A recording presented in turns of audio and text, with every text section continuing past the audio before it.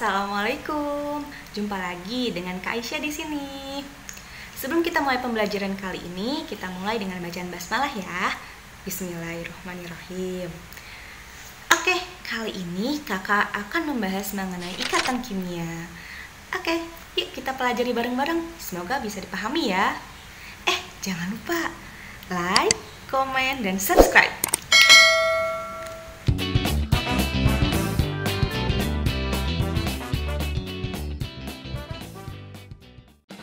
Di ikatan kimia kali ini kita akan membahas mengenai kaidah duet, kaidah oktet, struktur Lewis, ikatan ion, dan juga ikatan kovalen.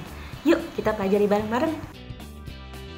Kaidah duet, kaidah oktet itu apa sih? Duet itu artinya 2, oktet itu artinya 8. Apanya yang 2, apanya yang 8? Nah, 2 sama 8 itu ternyata menunjukkan kestabilan. Jadi, unsur-unsur itu akan stabil kalau udah 2 elektronnya ataupun 8 elektronnya. 2 itu duet, 8 itu oktet, seperti halnya gas mulia, yaitu golongan 8A. Terus, unsur-unsur lain gimana? Kan unsur itu ada golongan 1A sampai golongan 8A kan? Tadi yang udah stabil adalah golongan 8A. Berarti dari golongan 1A sampai golongan 7A belum stabil dong. Iya, emang belum stabil. Terus gimana cara dia untuk mencapai kestabilannya? Atau gimana caranya dia biar stabil untuk berikatan dengan unsur-unsur lain?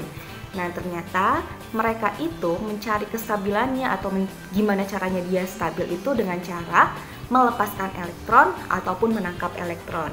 Misalkan nih, kakak punya golongan 7A. Golongan 7A itu elektronnya 7. Kamu punya elektronnya 7, berarti kan tinggal satu lagi gitu kan ya, satu lagi tinggal satu lagi jadi stabil nih gitu kan ya. Nah berarti kan harus nangkap 1 jadi 8. Nah karena dia menangkap 1 elektron, maka nanti muatannya minus. Jadi golongan 7A punya muatannya minus 1 karena nangkap 1 elektron. Sedangkan misalkan kakak punya golongan 3A yang elektronnya 3. Nah, sekarang kalau dia punya 3 elektron, berarti kan kalau mau 8 harus nangkap 5 dong. Nah, nangkap 5 ataupun bisa melepaskan 3.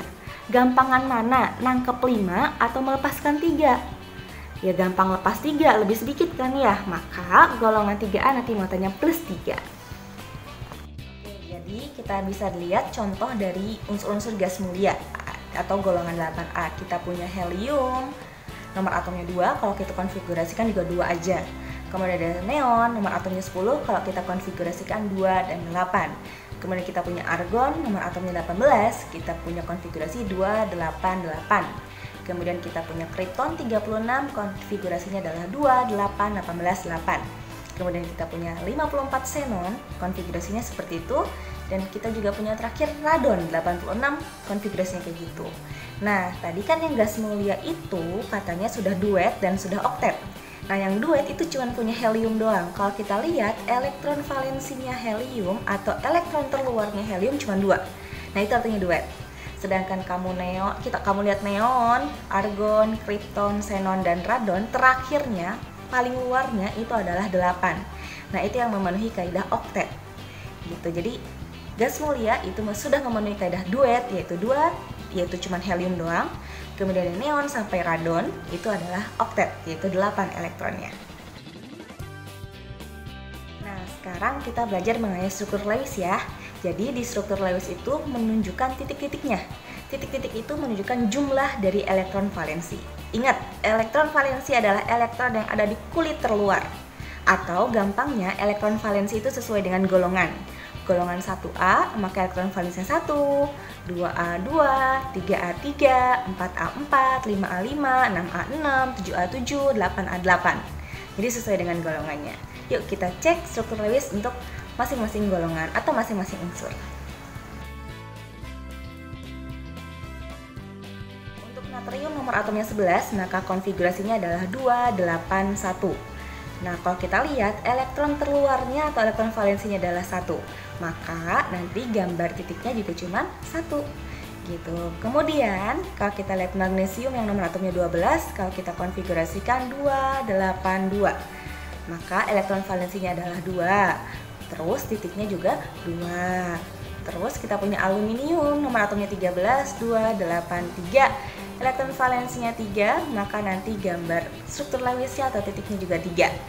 Kemudian ada 14 silikon, kalau kita konfigurasikan 2, 8, 4, maka elektron valensinya 4, jadi titiknya nanti juga ada 4. Kemudian ada 15 fosfor, kalau kita konfigurasikan 2, 8, 5, maka elektron valensinya 5, kemudian titiknya juga jadi 5. Kemudian kita punya 16 sulfur, konfigurasinya 2, 8, 6, maka elektron valensinya 6, jadi titiknya juga 6. Terus kita punya 17 klor, konfigurasi elektronnya adalah 2, 8, 7, maka titiknya juga 7. Kemudian kita punya 18 argon, konfigurasinya 2, 8, 8, maka elektron valensinya 8, jadilah titiknya juga 8. Jadi ingat tuh, tadi titik-titik itu menunjukkan elektron valensi itu sesuai dengan golongan. Jadi natrium itu golongan 1A, golongan 1A selalu titiknya 1. 2A selalu titiknya 2 kayak magnesium, 3A selalu titiknya 3 kayak aluminium, dan seterusnya. Oke, jangan lupa lagi ya, ini ngebantu kalian untuk membuat ikatan-ikatan. Nah, sekarang nanti kita masuk deh, ikatan ion kayak gimana, ikatan kovalen kayak gimana. Kita masuk ke ikatan ion. Jadi di ikatan ion ini ada beberapa macam teorinya atau pengertiannya. Jadi ikatan ion itu terjadi antara atom logam dengan atom non logam, di mana atom logam itu golongan 1A hingga 3A, dan jangan lupa ada golongan transisi yang di tengah-tengah ya, golongan B, itu juga termasuk logam. Kemudian yang non logam itu golongan 4A sampai 8A. Tapi karena 8A adalah unsur gas mulia yang susah banget untuk bereaksi dengan unsur lain, maka biasanya dari 4A sampai 7A aja. Kemudian teori yang kedua atau pengertian yang kedua itu terjadi antara ion positif dan ion negatif. Contohnya ada Na plus dengan Cl min, jadilah NaCl. Ion positif dan ion negatif. Tuh. Kemudian yang ketiga pengertiannya yaitu serah terima elektron. Tadi yang muatan positif itu artinya melepaskan elektron, sedangkan yang muatan negatif itu adalah menangkap elektron, maka terjadilah serah terima elektron. Ada yang melepaskan, ada yang menerima, kayak gitu. Contohnya di sini kamu punya Na yang elektron valensinya cuma 1, maka titiknya 1. Kemudian kamu punya Cl, di sini elektron valensinya 7, maka titiknya ada 7. Kamu punya Na1, Cl tadi punya 7. Nah, sekarang kan berarti kan kalau mau stabil atau mau oktet kan berarti kan Cl tinggal nangkep 1 ya. Pas dong, Na punya 1, makanya Na melepaskan 1 elektronnya, nanti ditangkaplah sama Cl. Na-nya lepas 1, nanti makanya muatannya plus. Sedangkan Cl-nya nangkep 1, maka muatannya minus 1. Jadilah NaCl. Bergabung deh, membentuk ikatan ion. Kemudian kita lanjut tentang ikatan kovalen. Jadi kalau ikatan kovalen itu terjadi antara atom non-logam dengan non-logam. Terus terjadi karena pemakaian bersama dari pasangan elektron. Jadi sharing elektron gitu. Jadi atom yang satu dengan atom yang lain saling memberikan elektron nih. Terus kita pakai bareng-bareng yuk, kayak gitu. Terus ikatan kovalen itu ada ikatan kovalen tunggal, ikatan kovalen rangkap 2, rangkap 3, dan juga ikatan kovalen koordinasi. Nah, sekarang kita lihat apa bedanya ya. Kalau dilihat dari gambar sama ikatan ion sih hampir sama gitu kan ya. Nah, di sini kakak punya H yang elektron valensinya 1 dan Cl yang elektron valensinya 7. Ingat, hidrogen itu golongan 1A, bukan logam ya sifatnya, dia non logam. H unsur non logam, Cl pun non logam, maka non logam ketemu non logam nanti ikatannya kovalen. Terus terjadi sharing elektronnya kayak gimana? Oke, sekarang H punya 1 elektron, kemudian Cl punya 7 elektron. Ya, hanya ngasih 1, Cl-nya juga ngasih 1 nanti buat berikatan gitu. Tapi nanti Cl masih ada sisa 6 pasang elektron bebas yang tidak berikatan. Jadi yang berikatannya adalah 1-1. Hanya 1, Cl-nya 1. Yuk kita pakai bareng-bareng gitu. Jadi sharing elektron gitu. Terus ada lagi contohnya itu adalah pembentukan air H2O. Jadi ada 2 atom H dengan 1 atom oksigen. H tadi elektron valensinya 1, oksigen elektron valensinya 6 karena golongan 6. Boleh dilihat lagi di tabel periodic unsur kalau nggak percaya. Nah, jadi ada 2 atom H dan 1 atom O. Gimana gambarnya nih gitu kan ya. Nah, siapa yang di tengah? Nah, siapa yang di tengah itu siapa yang sendirian? Nah, yang sendirian H apa O? Yang sendirian adalah si O. Maka H HOH nulisnya kayak gitu. Gampangnya lagi adalah H punya elektron 1 nih. Udah, H ngasih 1 ke si oksigen. Terus H yang satunya lagi juga punya 1, kasih lagi 1 ke oksigen. Nah berarti kan masing-masing udah ngasih 1-1 nih gitu kan ya. Terus oksigen gimana? Oksigen pun sama. Kalau kamu udah ngasih 1, ya kakak juga ngasih 1 dong gitu kan ya, biar adil, biar impas, biar sharing kitanya ya. Gitu. Jadi H-nya punya 1, maka O-nya pun ngasih 1. Terus H yang satunya lagi punya 1, maka O-nya pun ngasih 1 lagi gitu. Jadi O masih punya sisa elektron gitu. Jadi O tadi punya 6 elektron, terus dipakainya 1-1, berarti dipakai 2 elektron, maka nanti sisa 4 elektron atau 2 pasang elektron bebas kayak gitu. Nah, itu adalah ikatan kovalen tunggal. Karena kalau kovalen tunggal itu kakak ngasih 1, kamu ngasih 1 gitu. Nah, ini kan H-nya punya 1, O-nya ngasih 1 gitu. Nanti kalau kovalen rangkap 2, kakak punya 2, kamu ngasih 2. Rangkap 3, kakak punya 3, kamu ngasih 3 kayak gitu. Ini kovalennya tunggal ya, karena sama-sama ngasih 1 elektron. Kemudian ini contoh dari ikatan kovalen rangkap 2. Jadi ada pembentukan CO2. Berarti kan ada 1 atom karbon dengan 2 atom oksigen. Oke, siapa yang di tengah? Yang sendirian, yaitu si C. Maka atur susunannya OCO. Oke, awalnya kita mainin lagi struktur Lewisnya. Oksigen punya 6 elektron valensinya, maka titiknya 6. Kemudian karbon, elektron valensi 4, maka titiknya juga 4.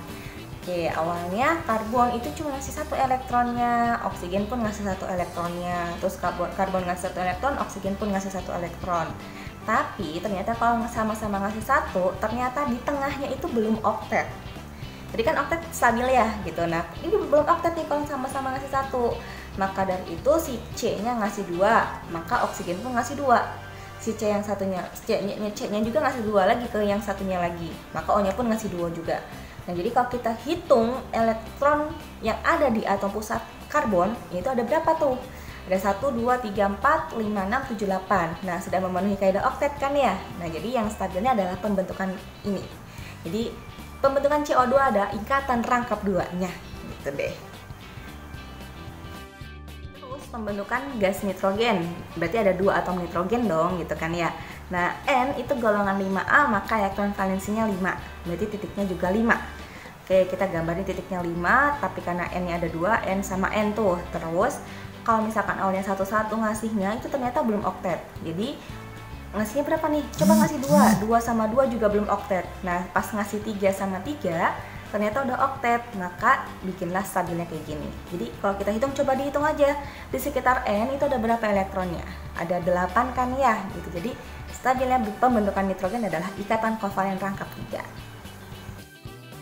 Kemudian ikatan kovalen koordinasi. Ikatan kovalen koordinasi adalah pemakaian bersama pasangan elektron yang berasal dari satu atom. Bedanya sama kovalen biasa tadi apa nih gitu kan ya? Kalau kovalen yang biasa tadi, kovalen tunggal, rangkap 2, rangkap 3, itu adalah sama-sama ngasih. Kamu ngasih, kakak pun ngasih gitu kan ya. Tapi kalau kovalen koordinasi ini cuma dari satu atom doang. Kamu nggak punya elektron, tapi kakak punya banyak elektronnya. Tapi kita pengen berikatan nih. Nah ya udah deh, nih yuk, nih kakak kasih, yuk kita pakai bareng-bareng kayak gitu. Jadi salah satunya nggak punya elektron, tapi mereka pengen berikatan gitu. Kalau tadi yang kovalen tunggal, rangkap 2, rangkap 3 itu sama-sama punya elektron gitu. Jadi sharing elektron. Kalau ini juga sharing elektron sih, cuman dari satu atom aja. Kita coba cek contohnya ya. Nah, di sini kakak punya NH3 direaksikan dengan BF3 membentuk NH3BF3. Kalau langsung bikin strukturnya ada NH3 berarti N di tengah, 3 atom H. Kemudian ada BF3B di tengah, ada 3 atom F. H itu elektron 111, tapi N itu elektron valensi yang 5. Maka masing-masing udah ngasih 1-1, sisa 2 elektron. 2 pasangan elektron bebas. Kemudian BF3, B itu golongan 3, maka elektronnya 3. Pas dong 1-1-1 buat si F, gitu kan ya. Nah, terus N sama B pengen berikatan. Kalau kamu lihat, N itu punya 1 pasang elektron bebas, sedangkan B itu nggak punya elektron kan ya. Tapi mereka pengen berikatan nih, mereka pengen deketan, mereka pengen berikatan. Gimana caranya pengen berikatan kalau B-nya nggak punya elektron? Wah, ini ada yang dermawan nih, ada yang ngasih nih elektronnya. N ngasih elektronnya sepasang buat berikatan sama B. Yuk B, kita pakai bareng-bareng gitu. Jadi itulah yang kita sebut ikatan kovalen koordinasi. Jadi N-nya yang ngasih ya ke si B gitu. Jadi kita pakai bareng-bareng ya kayak gitu. Terus biasanya lambang untuk ikatan kovalen koordinasi adalah tanda panah. Gitu. Oke, sekian tentang ikatan-ikatan. Ada ikatan ion tadi antara atom logam dengan non-logam. Kemudian ada ikatan kovalen antara atom non-logam dengan non-logam, di mana ikatan kovalen ada ikatan kovalen tunggal, rangkap 2, dan rangkap 3. Kemudian ikatan kovalen koordinasi pun sama dari non-logam dengan non-logam, cuman bedanya adalah dia berasal dari satu atom. Oke, bisa dibedain?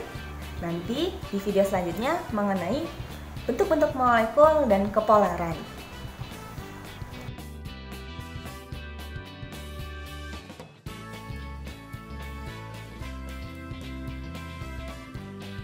Gimana? Dapat dipahami kan?